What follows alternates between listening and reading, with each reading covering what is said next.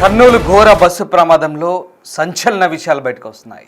Vemuri Kaveri travels అక్రమాలు అనేకం బయటపడ్డాయి. సీటింగ్ పర్మిషన్ తీసుకొని స్లీపర్గా మార్చారు ఆ బస్సుని. డయ్యూడామన్లో రిజిస్ట్రేషన్ అయింది. పన్నులు ఫీజులు ఎగ్గొట్టేందుకే ఈ అక్రమ రిజిస్ట్రేషన్ తేలింది. ఒడిశాలో ఆల్టరేషన్ ఫిట్నెస్ టెస్ట్ చేయించారు. బస్సుకి కేవలం 43 సీట్లకు మాత్రమే పర్మిషన్ ఉంది. కానీ నిబంధనలకు విరుద్ధంగా స్లీపర్ క్యారియర్గా ఈ సంస్థ మార్చిపారేసింది. బస్సు నిర్వహణ కూడా సరిగ్గా పట్టించుకోలేదు. బస్సుపై 16 చలాన్లు ఉన్నాయి. 23,120 రూపాయల ఫైన్స్ ఉన్నాయి. అన్నీ హై స్పీడ్ డేంజర్ డ్రైవింగ్ చలాన్లే. చివరిగా అర్ధరాత్రి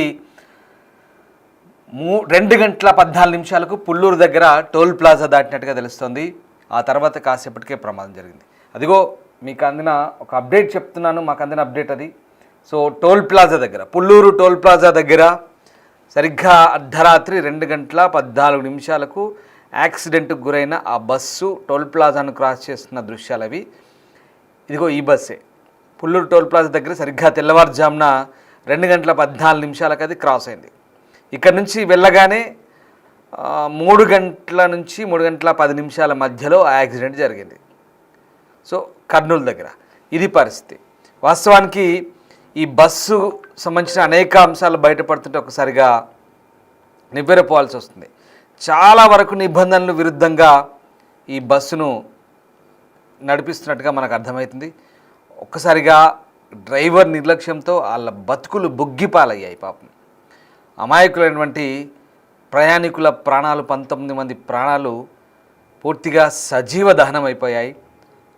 ఇక ఆ బస్సు కింద బైక్ చూడండి. ఈ బైక్ సరే ఆల్రెడీ ఎస్పీ ఒక స్టేట్మెంట్ ఇచ్చారు ఇంతకుముందు. ఆ బైక్ ఆల్రెడీ పడిపోయింది, బస్సు గుద్దలేదు, బస్సు ఢీకొట్టలేదు, ఆల్రెడీ పడిపోయింది. అది సెల్ఫ్ యాక్సిడెంటా లేకుంటే ఎవరైనా అక్కడ ఢీకొట్టి వెళ్ళిపోయారు అనేది అది దర్యాప్తులు తేలుతుంది అన్నారు. సరే అక్కడ ఆల్రెడీ పడిపోయినప్పుడు ఓవర్ స్పీడ్ అనుకుందాం, పడిపోయినప్పుడు దాన్ని ఢీకొట్టుకుంటూ వెళ్ళింది. కనీసం సోయి లేకుండా, కనీసం విచక్షణ లేకుండా ఒక వాహనాన్ని ఢీకొట్టుకొని ఒక 1/2 కిలోమీటర్, దాదాపుగా ఒక 100 మీటర్లు తక్కువ 1/2 కిలోమీటర్ దాకా అలాగే దాన్ని రుద్దుకుంటూ రోడ్డు మీద వెళ్ళిపోయాడు. దీంతో నిప్పులు చెలరేగాయి, నిప్పు రవ్వలు వచ్చాయి. అదిగో ఆ బైక్ కింద ఆ బైక్ ఫ్యూయల్ ట్యాంక్ మూత ఓపెన్ అయింది చూడండి. అది బైకు పెట్రోల్ ట్యాంకర్, అది బైకు సంబంధించిన పెట్రోల్ ట్యాంకర్. మీకు ఆరో మార్క్ చూపిస్తున్నారు కదా ఒక బాక్సులో ఏమో సీసీటీవీ ఫుటేజ్, ఇంకో బాక్స్లో బస్సు కింద బైక్ సంబంధించినటువంటి ఆ పెట్రోల్ ట్యాంకర్ అది. సో ఇక్కడ ఏమవుతుంది, మనము పాత సినిమాల్లో చూస్తాం, హీరో తల్లిదండ్రులని విలన్లు కట్టేసి ఒక రౌండ్ ఒక చోట కట్టేసి ఇలా ఒక గీత గీసి దానిపైన పెట్రోల్ పోసి ఇక్కడ నిప్పంటిస్తే అక్కడ దాకా అలా వెళ్ళుకుంటూ పోతుంది చూడండి మంట. ఆ స్టైల్లో ఆ మాదిరిగా ఇక్కడ సేమ్ సినిమాటిక్గా ఉంది ఈ స్టోరీ అంతా కూడా. ఇక్కడ సరిగ్గా బైకు ఫ్యూయల్ ట్యాంక్ ఓపెన్ అయింది, కింద నిప్పు రవ్వలు రాసుకుంటూ, ఎందుకంటే మామూలు స్పీడ్ కాదు, అది ఓవర్ స్పీడ్ ఉంటుంది బస్సు. అలా రాసుకుంటూ వెళ్తుంటే ఆ నిప్పు రవ్వలు, ఈ మంట, ఆ ఫ్యూయల్ అన్నీ కలగలిసి సరిగ్గా బస్సుకు అంటుకున్నాయి. అసలే ఫ్యాబ్రికేటెడ్ బస్సు. కానీ ఇక్కడ చూడండి విచిత్రం, ఇగో బస్సుకు లెఫ్ట్ వైపు ఉన్నటువంటి వెనకాల లెఫ్ట్ వైపు ఇగో ఈ 2 టైర్లు కాలిపోలేదు, బాగానే ఉన్నాయి. ఇటు సైడ్ అంతా బాగానే ఉంది. లాస్ట్లో అంటే ఇంకా అక్కడ దాకా మంటలు వచ్చేదాకా ఆర్పేస్తారు అనుకోండి, అది వేరే విషయం. అంతే, అప్పటికంతా మొత్తం కుప్ప కాలిపోయి కంప్లీట్గా ఏం లేదు. అక్కడ ఒక సెట్ మాదిరిగా, సినిమా సెట్ మాదిరిగా కనబడుతుంది మనకి ఊరికే. సో అది బస్సు అప్పటికే మొత్తం అగ్గి బూడిద అయిపోయింది. వాళ్ళ బతుకులు కూడా బుగ్గిపాలైపోయాయి, 19 మంది బతుకులు. ఇది దారుణం. సో ఇక్కడ ఇది జరిగింది ఏంటంటే నిప్పు రవ్వలు రావడము, అలా మంటలు ఫ్యూయల్ అంటుకోవడం, బస్ అంతా ఆ ఫ్యాబ్రికేటెడ్ బస్ అంతా కూడా కంప్లీట్గా తగలబడిపోయి. ఇంకొక దురదృష్టం ఏంటంటే అప్పటికే ఆ హైడ్రాలిక్ కేబుల్స్ అన్నీ కూడా పాడైపోయినాయి, కాలిపోయినాయి. అప్పటికి వీడు డ్రైవర్ ఆ డోర్ ఓపెన్ చేద్దాం అనుకున్న లోపు అవి కూడా తెరుచుకోలేదు. సో వాడి క్యాబిన్లో మాత్రం వాడు సేఫ్గా తెరుచుకున్నాడు. వాడి సహాయకుడు ఇద్దరు బయటపడ్డారు. లేదా మిగతా 43 మందిలో ఎవరెవరైతే కొంత యంగ్స్టర్లు ఉన్నారో వాళ్ళంతా కూడా డోర్లు బద్దలు కొట్టుకొని బయటపడగలిగారు. మిగతా వాళ్ళంతా బలి పశువులు అయ్యారు. చాలా దారుణం, సజీవ దహనం. ఇదంతా కూడా డ్రైవర్ నిర్లక్ష్యం. సరే, డ్రైవర్ నిర్లక్ష్యం గురించి ఎంత చెప్పుకున్నా తక్కువే. ఎందుకంటే ఒక్కసారి నేను మీకు చెప్తాను, ఎంత చెప్పుకున్నా తక్కువైనా. ఎందుకు అంటున్నాను ఈ మాట అంటే చాలా దారుణం. అసలు ఈ బస్సు ఘటనకు సంబంధించి ఒక్కొక్క అంశం మనం చూస్తే కనుక చాలా దారుణాలు బయటపడుతున్నాయి. ఎందుకంటే చాలా ఈ నిర్లక్ష్యానికి సంబంధించి ఎందుకు ఇలా చెప్పాల్సి వస్తుందంటే అసలు వీళ్ళు తీసుకున్న పర్మిషన్లు ఏంటి, వీళ్ళు నడిపిస్తున్న వ్యవహారం ఏంటి అనేది నేను మీకు చెప్తాను. సో సంచలనం సృష్టించిన ఈ బస్సు ప్రమాదానికి సంబంధించి కొన్ని అంశాలు కనుక పరిశీలిస్తే ఈ బస్సు వాస్తవానికి సీటింగ్ పర్మిషన్తో ఉన్నది. సీటింగ్ కోసం రిజిస్ట్రేషన్ చేయించి స్లీపర్గా మార్చి నడుపుతున్నారు. ఇందాక ఇంత చెప్పినా తక్కువే అన్నాం కదా డ్రైవర్ గురించి. సో ఈ ఒక్క డ్రైవరా మిగతా డ్రైవర్లు అని చెప్పలేం, కానీ ర్యాష్ డ్రైవింగ్, ఓవర్ స్పీడు ఇవన్నీ కలగలిపి ఇప్పటి వరకు 10ల సంఖ్యలో కేసులు ఉన్నాయి. దాదాపు 23,120 రూపాయల పైన ఫైన్లు ఉన్నాయి. చూడండి ఎన్ని కేసులు ఉన్నాయి, ఎన్ని ఫైన్లు ఉన్నాయి. ఇదంతా కూడా ఓవర్ స్పీడు, ర్యాష్ డ్రైవింగ్ కేవలం. అది ఈ డ్రైవర్కు ఉన్న హిస్టరీ ట్రాకా లేక ఇంకో డ్రైవర్ అనేది మనకు మొత్తం మీద ఈ యాజమాన్యం, ఈ వేమూరి కావేరి ట్రావెల్స్ ఈ బస్సు మీద, ఈ పర్టికులర్ ఈ బస్సు మీద ఉన్నటువంటి కేసులు అవి. సో ఆ రకంగా దాన్ని సీటింగ్ను స్లీపర్గా మార్చారు. ఇక్కడ అడుగడుగున నిబంధనలు ఉల్లంఘనే. 2018లో తెలంగాణలో రిజిస్ట్రేషన్ అయింది సీటింగ్ రిజిస్ట్రేషన్. 2023లో మళ్ళీ నో అబ్జెక్షన్ సర్టిఫికేట్తో డయ్యూ డామన్లో మరొకసారి రిజిస్ట్రేషన్ చేయించుకున్నారు. అక్కడి నుంచి ఆల్ ఇండియా పర్మిట్ తీసుకున్నారు. డయ్యూ డామన్ నుంచి బస్సును ఒడిశాలోని రాయగఢ తీసుకొచ్చి అక్కడ ఆల్టరేషన్, ఫిట్నెస్ ఇవన్నీ చేయించారు. ఎందుకంటే మన ట్రావెల్స్ బస్సు యజమానులు చేసే జిమ్మిక్కులు ఇవే. అరుణాచల్ ప్రదేశో, నాగాలాండో, సిక్కిమో, డయ్యూ డామనో లేదా ఇంకెక్కడో భారతదేశంలో ఏదో ఒక మూలకు పోయి ఈ పర్మిషన్లు తెచ్చుకుంటారు. వీళ్ళకున్న అడ్వాంటేజ్ అదే. ఎందుకంటే ఇక్కడ నిబంధనలు, ఇక్కడి వ్యవహారాలన్నీ కూడా వీళ్ళకు మింగుడు పడవు. ఈ పన్నులు, ట్యాక్సులు ఎగ్గొట్టడానికి ఇది ఒక దుర్మార్గమైన ఆలోచన. ఎక్కడో సిక్కిమో, నాగాలాండో లేదంటే డయ్యూ డామనో, ఎక్కడ డయ్యూ డామనో రిజిస్ట్రేషను, ఎక్కడ ఎన్ఓసి, అసలు ఏంటి డయ్యూ డామన్ వెళ్ళి తెచ్చుకోవడం ఏంటంటే మీరు అంత అమాయకంగా మాట్లాడతారేంటి, అది బిజినెస్ లాజిక్ కదా, దాంట్లో అంత గొప్పే ఉంది అనుకోవచ్చు. సరే, ఇవన్నీ కూడా ఎందుకు చెప్తున్నానంటే ఎగ్గొట్టడానికి, పన్నులు ఎగ్గొట్టడానికి అక్రమ మార్గాలు ఇవన్నీ కూడా. ఇందులో వింతేం లేదు, ఇవన్నీ నగ్న సత్యాలు, బహిరంగ వాస్తవాలు ఇవి. ప్రతి ట్రావెల్స్ యజమాని చేసే పనిదే, ప్రతి ట్రావెల్స్ నడుపుకునే ప్రతి ఒక్కటి చేసే పనిదే. అక్రమంగా అడ్డదారుల్లో తీసుకొచ్చిన పర్మిషన్లు, మళ్ళీ ఇక్కడికి వచ్చి ఆ లంచావతారాలకు వీళ్ళు మేపడాలు ఇక్కడ అధికారులకు అందరిని అన్నట్లేదు. కొంతమంది ఎవరైతే తీసుకునే వాళ్ళు ఉంటారో వాళ్ళకు వర్తిస్తుంది. సో అట్లాంటి వాళ్ళు నిర్లక్ష్యంగా వ్యవహరించి వీళ్ళని రోడ్లపైకి వీళ్ళని వదిలేస్తే ఇక రోడ్ల మీద వీళ్ళ అరాచకానికి అంతే లేదు, వీళ్ళ అడ్డగోలుతనానికి అంతే లేదు. ఎంతలా అంటే ఇదిగో 10ల సంఖ్యలో ప్రాణాలు కోల్పోయేంత. ఇవాళ ఎవడు సమాధానం చెప్తారు, ఎవరు బాధ్యత వహిస్తారు? ప్రభుత్వాన్ని నిందించాలా, అధికారాన్ని నిందించాలా, ట్రావెల్స్ యాజమాన్యాన్ని నిందించాలా, లేదా బస్సు డ్రైవర్ని నిందించాలా, లేదా రోడ్డుపై అప్పటికే పడిపోయి ఉన్నాడు అని ఎస్పీ చెప్తున్నట్టుగా పడిపోయి ఉన్న బైక్ డ్రైవర్ను నిందించాలి? ఎవరు బాధ్యులు, దీనికి కారణం ఎవరు? సరే, ఇంకో విషయం, ఇక్కడ ఆల్టరేషన్ సమయంలో రాయగడ ఆర్టీ అధికారులు 43 సీట్ల సీటింగ్ బస్కి పర్మిషన్ ఇచ్చినట్టు తెలుస్తుంది, అక్కడ కూడా ఒడిశాలో. కానీ ఈ వేమూరి కావేరి ట్రావెల్స్ యాజమాన్యం ప్రతి చోట బాగా మేనేజ్ చేస్తున్నారు, అడ్డగోలుగా మేనేజ్ చేసి అధికారిని ఆర్టీ అధికారులతో కుమ్మక్కై మన ఈ భాషలో ఏంటంటే ఆమ్యామ్యాలు సమర్పిస్తారంటారు కదా, సో అట్లా సమర్పించుకొని దీన్ని ఆల్టరేషన్ చేయించుకున్నారు. 43 సీట్లకు పర్మిషన్ ఉన్న బస్సును స్లీపర్ సర్వీస్గా మార్చేశారు కథం. సో ఇట్లా ఫిట్నెస్ వ్యాలిడిటీ 2025 మార్చి 31 వరకు మాత్రమే ఉందని తెలుస్తుంది. సో ఇన్సూరెన్సు, పొల్యూషన్ వ్యాలిడిటీ గడువు ఇవన్నీ కూడా పోయిన సంవత్సరమే అయిపోయినాయట. ఫిట్నెస్ మాత్రం బ్రహ్మాండంగా ఉందని సర్టిఫికేట్ తీసుకున్నాడు.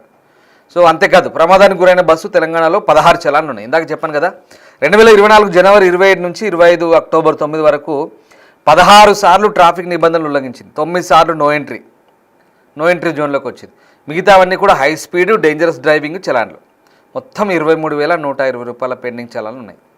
సరే, దీంట్లో ఇందాక నేను చెప్పిన గణాంకాలు ఇవన్నీ కూడా దీంట్లో ఎన్ని చెప్పుకుంటూ పోయినా, ఎంత చెప్పుకుంటూ పోయినా మనం ఇంకా దీనికి మించి ఎన్ని చెప్పుకుంటూ పోయినా, ఎంత వివరించుకుంటూ పోయినా దీనికి అది పూడ్చరాని లోటే.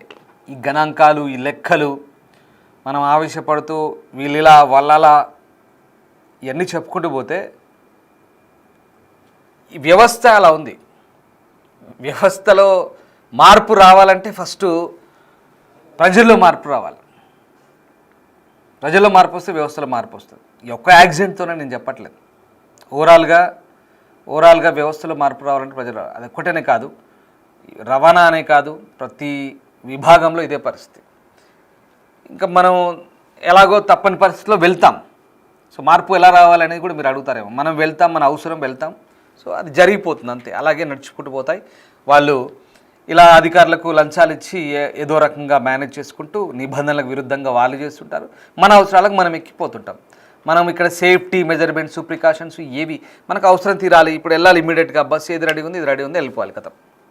సో అది అందులో మరి అంత లోతుగా ఆలోచించిపోతామా? ప్రతి బస్సుకు ప్రతి సీటు ప్రతి వ్యవహారం ప్రతి టైమింగ్ అన్నీ చూసుకుంటూ పోతామంటే పోయేవాళ్ళు పోతారు. పోయినా ఇగో టైం బాగా లేకపోతే ఇక్కడ అంతా బాగానే ఉంది. మరి తప్పు జరిగితే దొరికితే దొంగ, దొరకకపోతే దొర. తప్పు జరిగింది కాబట్టి ఇన్ని రకాలుగా పాయింట్అవుట్ చేస్తున్నాం మనం కూడా. అఫ్కోర్స్ ఇన్ని రకాలుగా పాయింట్అవుట్ చేస్తున్నాం తప్పు జరిగింది కాబట్టి. తప్పు జరగకపోతే ఈ పాటికి వాళ్ళు బెంగళూరులో ఉండేవాళ్ళు పొద్దున్న లేచి బస్సు దిగి ఎవరి ఇంటికి వాళ్ళు పోయేటారు. అది జరిగిన పరిస్థితి. సో ఇది ఇక్కడ ఇంత అన్ని బాగానే ఉన్నాయి కదా, మరి ఏమైందండి దీనికి అంత బాగానే ఉన్నాయి. సరే ఏదో వాడు ఏదో దొంగతనమో ఇంకేదో ఏదో చేసుకున్నాడు, పర్మిషన్ తీసుకున్నాడు, బాగా నడిపిస్తున్నాడు కదా అంటే డ్రైవర్ నిర్లక్ష్యం. ఇక్కడ ఏం జరుగుతుంది? ఎన్ని రకాలుగా నిబంధనల విరుద్ధంగా వీడు ఉంటాడు యాజమాన్యం, ఇంకా వీడు తీసుకునే డ్రైవర్లు కూడా అట్లే ఉంటారు. కనీసం మార్గదర్శకాలు ఉండవు వీళ్ళకి. కొంతమంది అయితే పచ్చి తాగుబోతులను రిక్రూట్ చేసుకుంటారు. వాడు బస్ ఎక్కే ముందే 90 ml వేస్తాడు లేదా ఇంకెంతో తాగుతాడు. పర్టికులర్గా నేను మెజర్మెంట్ చేసి ఏం చూసి చెప్పట్లేదు, బట్ వాట్ ఎవర్, ఇది ఒక సామెత. వేస్తాడు ఎంతో కొంత, అందరూ వేస్తారని కాదు, మళ్ళీ నేను అందరి గురించి తప్పుగా మాట్లాడలేదు.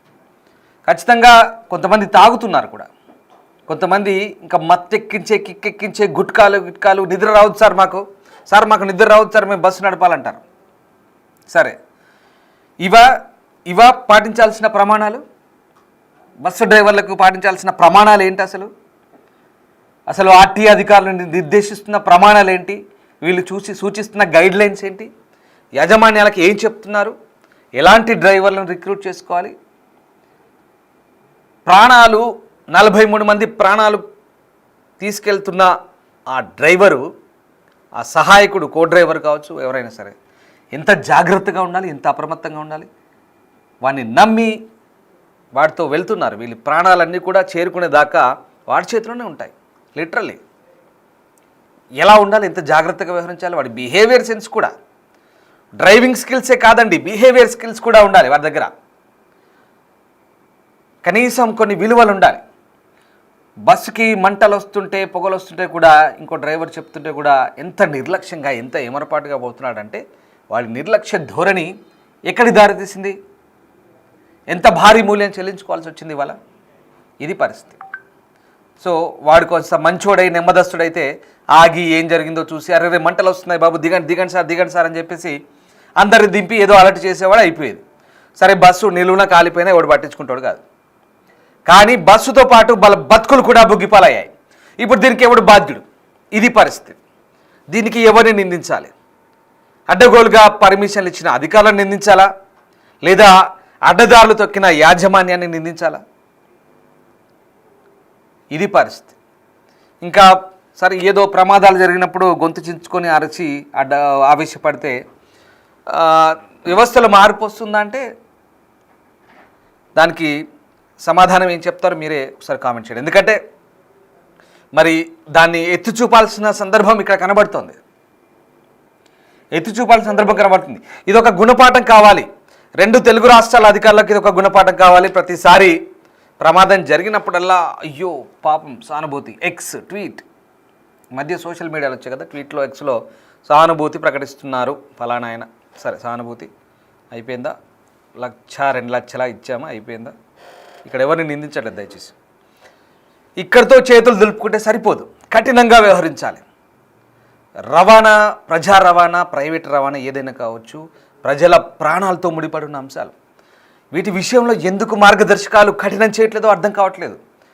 ప్రతిసారి 10ల సంఖ్యలో 100ల సంఖ్యలో ప్రాణాలు కోల్పోతుంటే ఎందుకు నిబంధనలు కఠినతరం చేయట్లేదో అర్థం కావట్లేదు. అడ్డగోలుగా విచ్చలవిడిగా పర్మిషన్లు ఇచ్చి లేదంటే ఎక్కడి నుంచో ఎవడో తెచ్చుకొని, సరే వాడు ఎక్కడో డయ్యూడామనో అరుణాచల్ ప్రదేశో నాగాలాండో బోడోలాండో ఎక్కడో తెచ్చుకున్నాడు అనుకోండి, తిరిగేది మన రోడ్ల మీదే కదా. రాత్రైందంటే హైవేల మీదకి వెళ్ళాలంటే నిజంగా భయం.